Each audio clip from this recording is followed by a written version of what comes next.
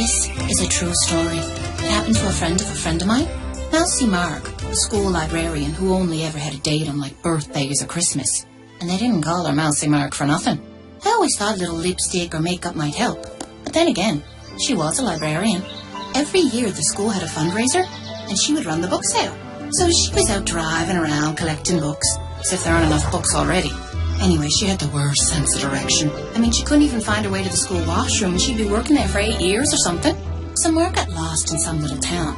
She turned a corner and right there in front of her was this weird old occult bookshop.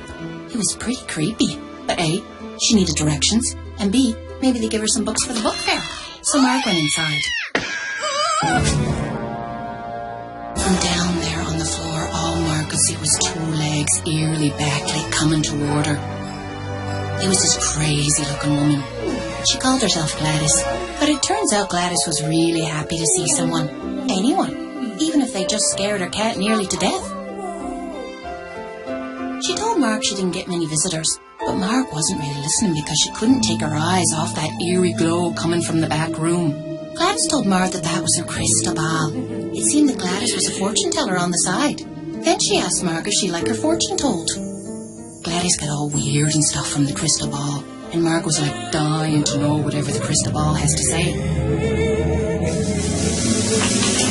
Gladys said she's got to get those doors fixed one of these days, and sat back down. Then, back at the crystal ball, and back in her trance, she predicted that Mark would meet the man of her dreams. You know, the tall, dark stranger sort of thing. But Gladys said that he's not a stranger, but he does have dark hair and that Mark already knows him. Well, Mark went nuts because she hadn't had a date in like 100 years, and every guy in the world is either married or a complete goof. Gladys got all solemn and told Mark that she herself had once met her soulmate and had a passionate romance, but he was lost at sea many years before. Mark swore that now she'd look at the guy she knows with an open heart. The next day, the mailman, who looked really sharp in his uniform, arrived and handed Mark a fistful of bills. No, not him. Then Mark took her precious little Zippy to the vet, and he really loves animals, but Zippy nearly scratched his eyes out. No, wasn't him either. Then Mark visited her local fishmonger, Clayton, who was really hot, by the way. He offered her a sample of his homemade crab cakes. Okay, why not? She bit into one and wow, her taste buds just freaked. She never tasted anything so great or seen anyone so, well, hot. It's like she'd noticing for the first time how beauteous and swarthy and how kind of, well, hot he was. And he even had this cool gold tooth. Turned out Clayton thought Mark was pretty hot too. So they go out on a few dates and fell madly in love. Next thing you know, they got married. After a while of delirious happiness, Mark remembered Gladys, the old fortune teller. She didn't know that her prediction actually came true.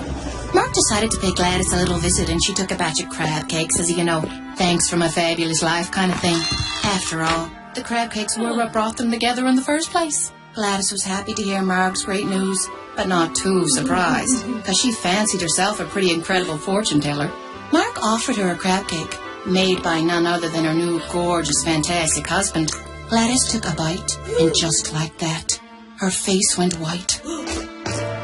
Mark thought she was having a conniption fit or thought she maybe poisoned her or something.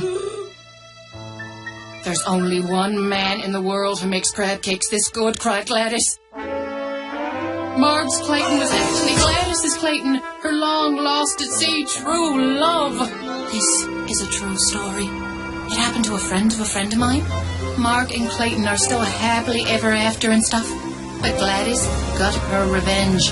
She's a millionaire. She figured out the recipe for the crab cakes, and now she owns Gladys's Crab Cakes to go. Franchises all over the world.